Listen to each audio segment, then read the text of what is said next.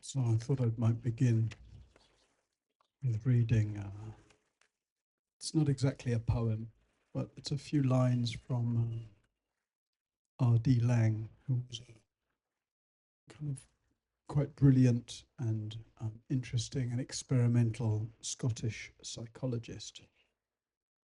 And he wrote a book called Knots, which is a series of kind of mind-boggling, well, you'll see, this is one of them, the kind of mind-boggling explorations of the kinds of knots that we get into with the mind and the grasping for understanding, or for connection, or for some of the other kind of major themes of human concern. So this one is about knowing, and has something to it of the spirit of inquiry. He said, "There is something I don't know that I'm supposed to know. I don't know what it is that I don't know, and yet I'm supposed to know. And I feel I look stupid if I seem both not to know it and not to know what it is I don't know. Therefore, I pretend to know it. This is nerve-wracking, since I don't know what I must pretend to know. Therefore, I pretend to know everything. I feel you know what I am supposed to know, but you can't tell me what it is, because you don't know that I don't know what it is. You may know what I don't know, but not that I don't know it, and I can't tell you. So you will have to tell me everything."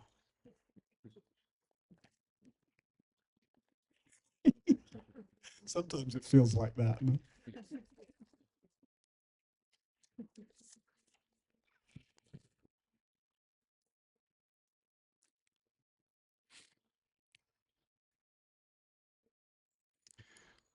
We've been exploring this spirit of inquiry, and I was just reflecting, where these afternoon reflections might take that. And I think it's worthy of giving, and there's sort of two threads to these reflections, both of which seem somewhat futile. Mhm. I want to reflect a little on the goal, the goal of Dharma practice, the goal of the spiritual life, the goal of human fulfillment, of understanding and of living. And that feels a little futile because it can't really well be described. Right? There's countless attempts to describe it, all the philosophies and the spiritual practice schools and all. And yet their descriptions all sound a little different from each other. Not necessarily because they are different. Like the saying in India goes, all paths lead up to the top of the mountain. It's a common saying in the spiritual world, and or another one is 5 fingers, 1 hand. And these are kind of, at least when I was traveling in India, these were often pointed to me as kind of absolute truths. Look, 5 fingers, 1 hand. It doesn't matter which path you take, it all leads to the same place. I don't think it doesn't necessarily all lead to the same place. Maybe in the very vastest sweep of things, we're all headed to the same fundamental belonging. There can only be one fundamental belonging to life. But actually, the kinds of practices you do, the kinds of ways you train your attention, the kinds of states that you interest yourselves in, they actually they lead to cultivating different things.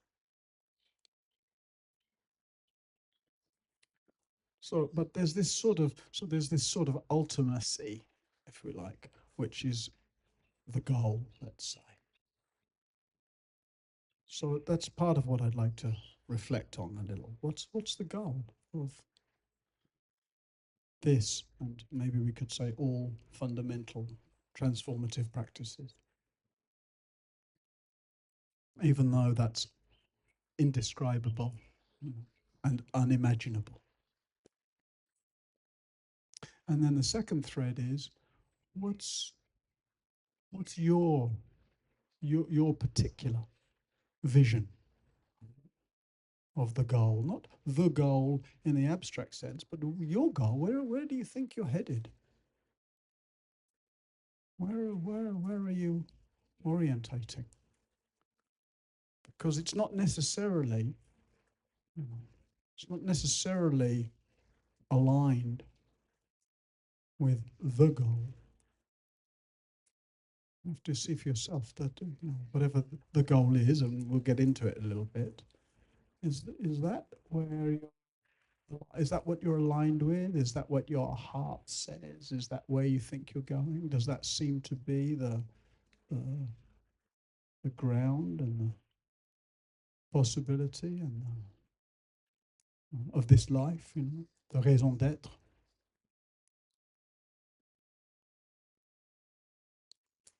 So maybe the most common, at least within the Buddhist tradition, it's thankfully seems to be going finally out of fashion a little bit. But the most common way the goal is or has been articulated is by using the word enlightenment,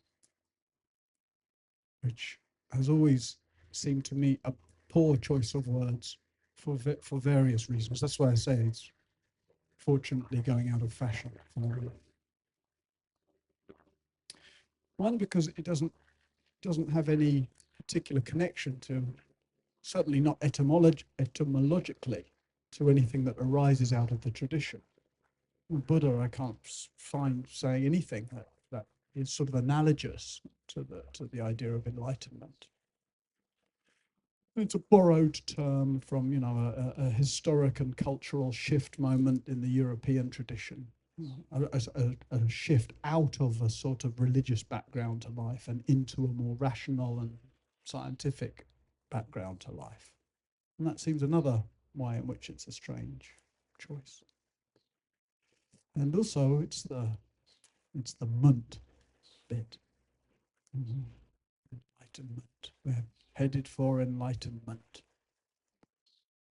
So it's suggestive. The idea of enlightenment is suggestive of, okay, we're wandering around in ignorance. This is one of these sort of language goes along, right, with that view. And we're trying to get out of ignorance or escape from samsara, which was a nightclub in Brixton I used to go to. It's called Escape from Samsara, but never mind. Never quite worked, but escape from samsara. And then where we're headed for is enlightenment. And then on the other side of enlightenment is what? An enlightened life, enlightened retirement.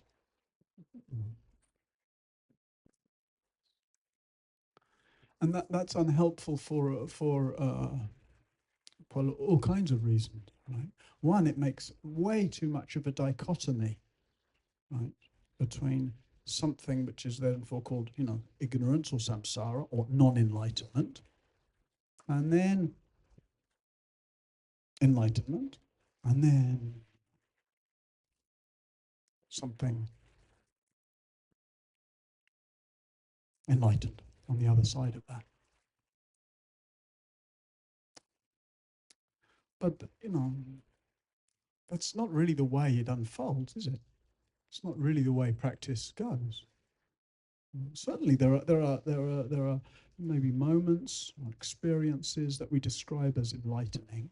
Right? What does that mean? It means, oh, there was something was seen and known and felt more deeply or clearly, and not just seen, but that it made a difference in our lives. And that difference has it's not a one-stop shop. called enlightenment. It has those lightning flash moments to it, maybe frequently, maybe occasionally.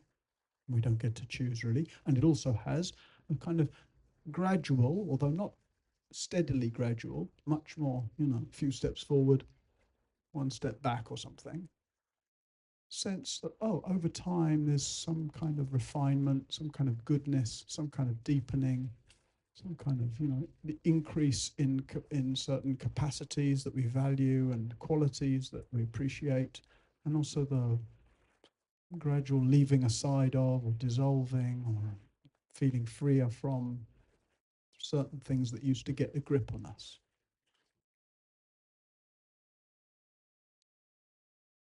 So the idea of enlightenment, which we tend to conceive of as a thing or as a particular experience, is just not very helpful.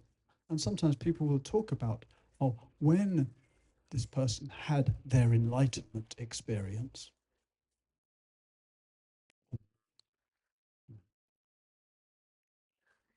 as if, and maybe you've heard that kind of thing a lot. It further reinforces the idea that, we go along and then something happens. And then that person is enlightened.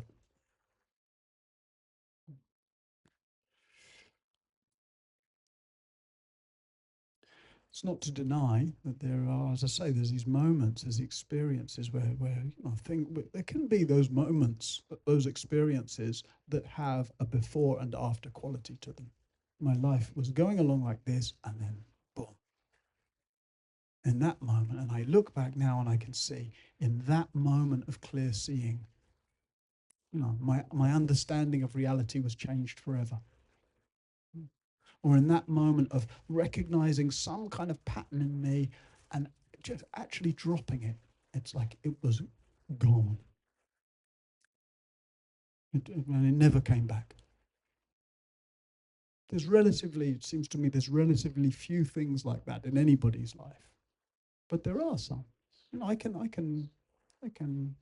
maybe two or three things where the power of the seeing and knowing directly in the moment was strong enough to completely uproot a particular kind of unhelpful view or a particular kind of stuck pattern or a particular kind of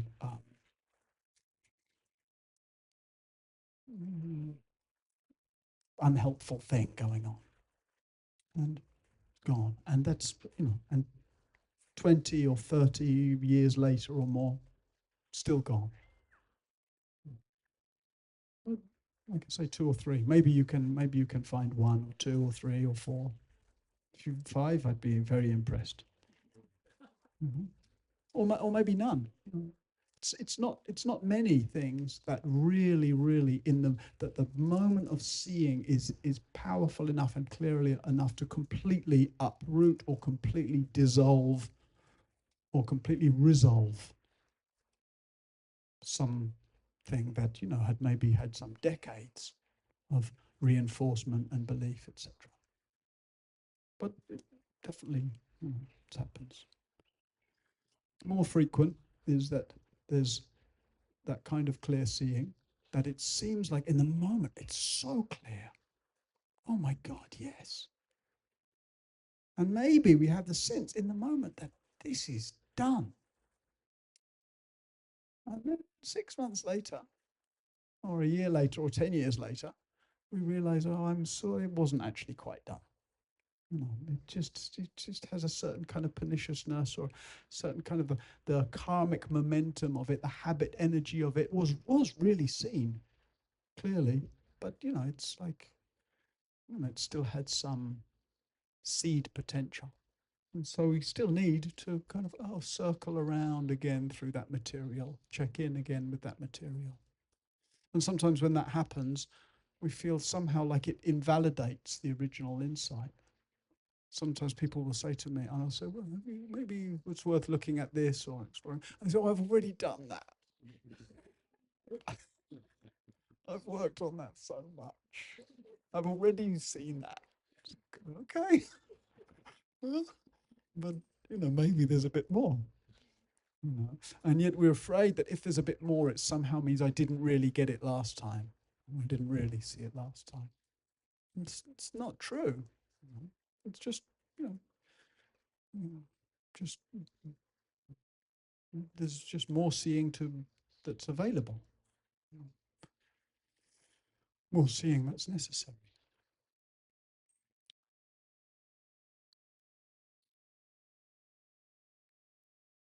And when we have those moments of, brilliant, clear seeing, or moments that seem so transformational, and there's sometimes the sense of actually we're seeing something which we've kind of always known, and yet we didn't really know it like this until this moment when it comes alive.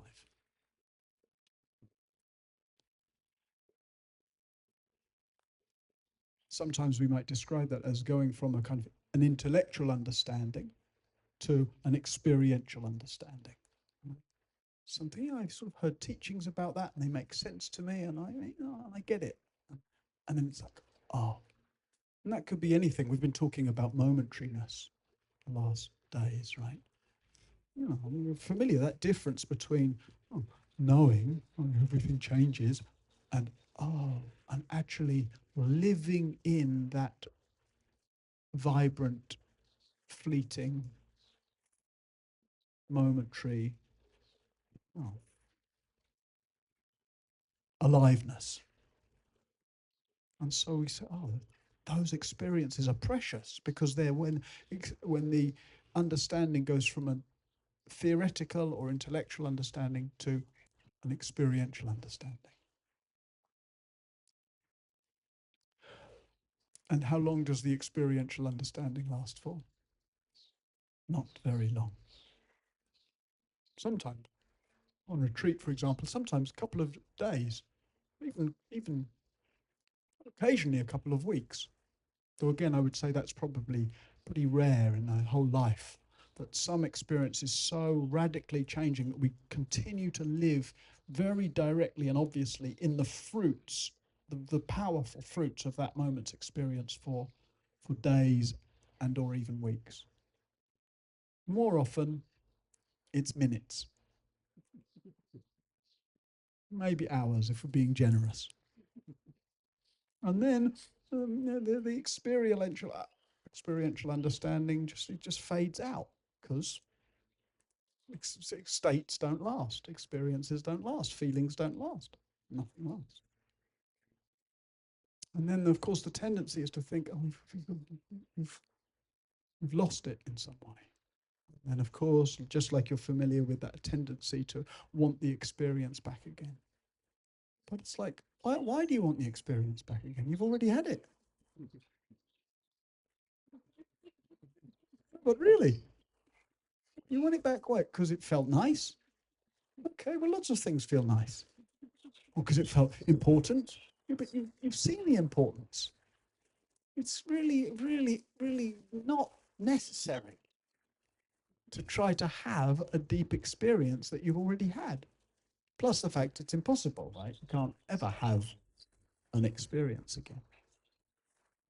So, yeah, but we want that experiential understanding again. But actually, what's the real fruits of those experiences is the further development of them. The further shift, we've gone from intellectual understanding to experiential understanding. Now, the invitation is to actually live in the light of what's been seen, what's been known, so that it becomes a lived understanding, an integrated understanding, an applied understanding. And that's not about a flashy experience. Right? That's about living in the light of that understanding, reflecting on that understanding, using the gift of that experiential moment, that great wonder or clarity, to live in that way, to live in the light of the momentariness of everything.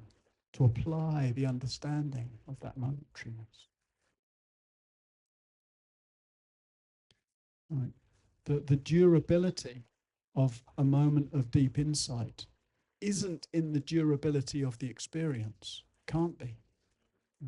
The durability of it is in it moving from a state we had to an actual, to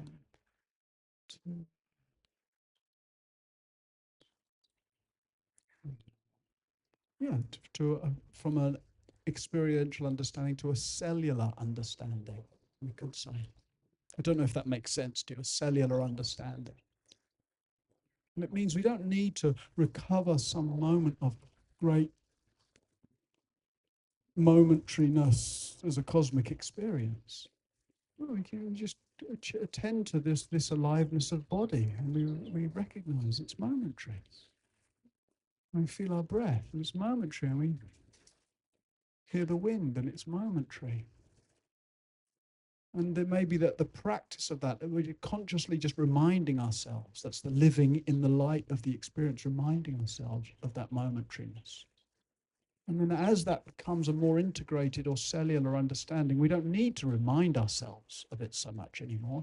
It reminds us. The wind reminds us. The breath reminds us. The changing feeling states remind us.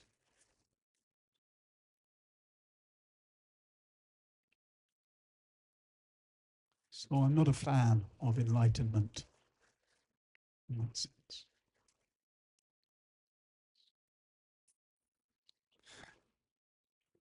Awakening. Maybe you relate more to awakening. I've just looked at the time and I realize I'm about 10% into what I want to say, and we'll see how we go.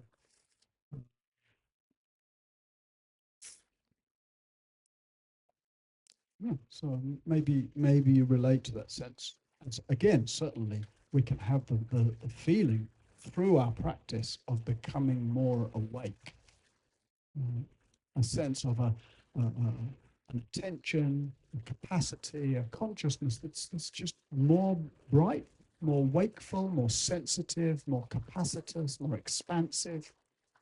Not always, but certainly in moments, and in a way that gives us a deeper feeling for life. And you say, yeah, this makes sense as a practice of awakening. And I don't have really any argument with that. This is a practice of awakening. And yet maybe the term awakening can have a kind of, all right, I'm awakening, and I'm awakening, I'm awakening, I'm awakening. And a kind of endlessness to it like that. And actually that's no bad way to engage with it. What I'm engaged in the practice of endless awakening rather than enlightenment, which has some kind of full stop. Infinite awakening.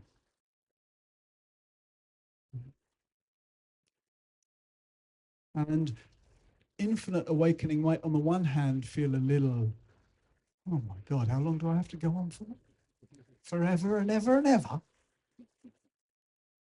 But on the other hand, if awakening is infinite, one's never any closer to nor further away from a sense of goal. And so actually reflecting on infinite awakening may be a way to relax where we are. Because if awakening is infinite, I don't have to try to get any closer to anything. I don't have to tick off a certain number of awakenings.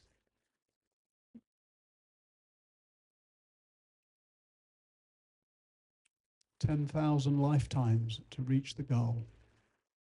And don't waste a moment."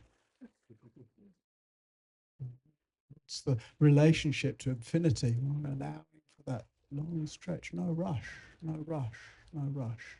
And yet, no rush and a sense of right here, right now, just this.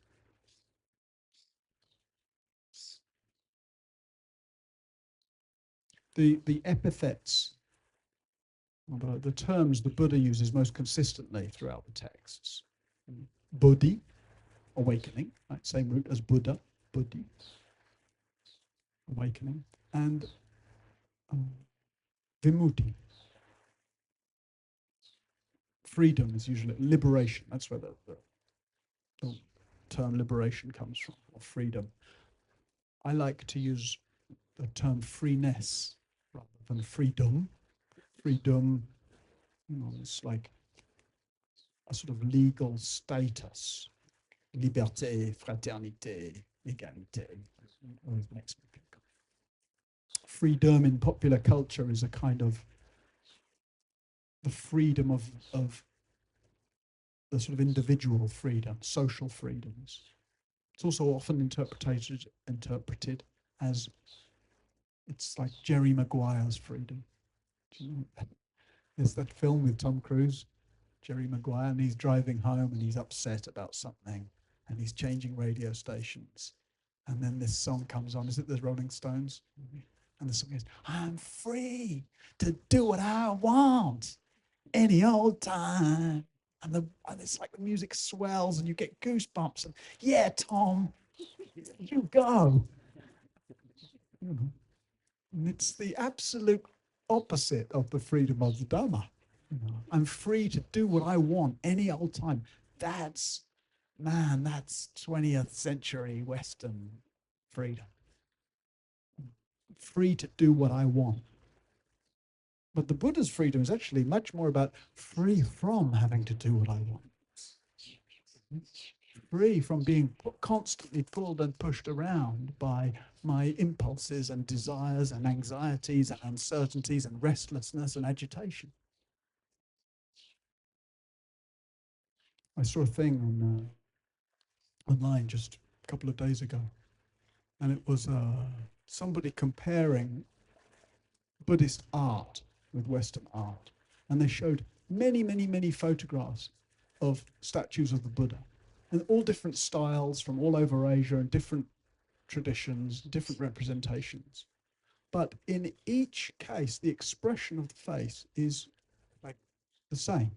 Right? It's that expression of, it's like just, it's almost no expression. It's just, there's a lack of doing, having, getting, becoming, trying, urging, moving.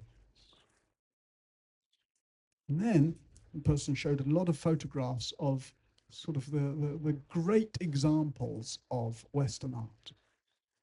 And Edward Munch's Scream. There's a lot of, and then just these some great, it's got a lot of torturous, busy, agitated stuff going on. Or even sometimes even a kind of beatific expressions in some of the art of Jesus, or Jesus on the cross, like, oh, it's like, oh. And so making that point that the whole, this is the point in the video, I'm not sure if it completely stands up, but the idea that the whole of the kind of the West, our inheritance of Western philosophy and meaning of life, it's all based on wanting. And whereas the Eastern, or certainly Buddhist philosophy, is all based around that kind of non-wanting. And non-wanting, to hold up non-wanting, the dissolution of wanting. It's almost sacrilegious in a Western context, or just say a contemporary context, a consumerist context, a capitalist context. Our world, our economies, our society, our value systems, our education, our commerce. It's just, we live in a world absolutely predicated on and running on wanting.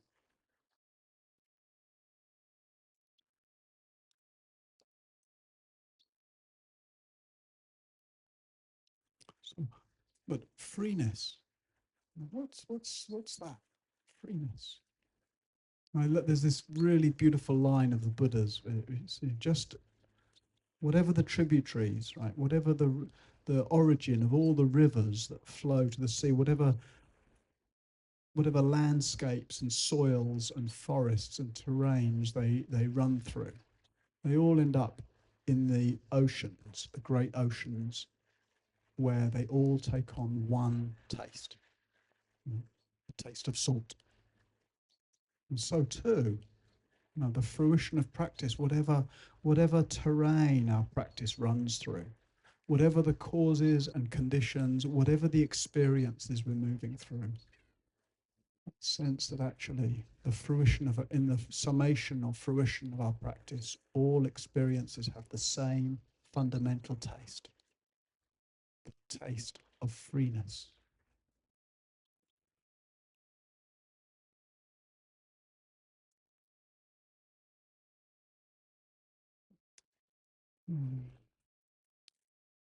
And it's very clarifying, I think, amidst the tendency or to wonder where we are on the path. I had an inquiry once with Christopher, like we've been doing the other day. He asked me, "Where do you think you are on the path?" This is the beginning and this is the end. Roughly, how far along do you think you are? Fortunately, I had the good sense to not bite. You don't see it in those terms, but the sense. How well is this working? What's going on for me? What's my relationship? Where do I think I'm going? It's just to track our experience in terms of freeness or not. Freeness or friction. There's either the taste of freeness or there's tension and drama. Friction. And the taste, rather than this far off thing called enlightenment, is to feel for the possibility, the flavor, the taste of free engagement.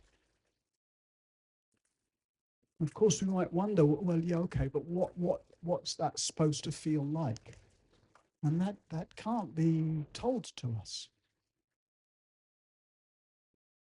But it's not what we imagine. And that's why I said at the beginning of these reflections, there's something a little futile about this. Wherever we think our practice is going, it can't be that. We can't imagine. If we don't know that taste, we can't imagine it. It's like if I hold up a fruit that you've never seen before and I try to tell you what it tastes like. Well, so it's a bit like this, and a bit like a peach, but a bit like a mango. And then you imagine in terms of peach and mango, because you know peach and mango. But this is not that. This is something else. It doesn't matter how much you imagine. You only imagine in terms of the tastes that you already know. Then if I had the power to hand out pieces of this great fruit of freeness, and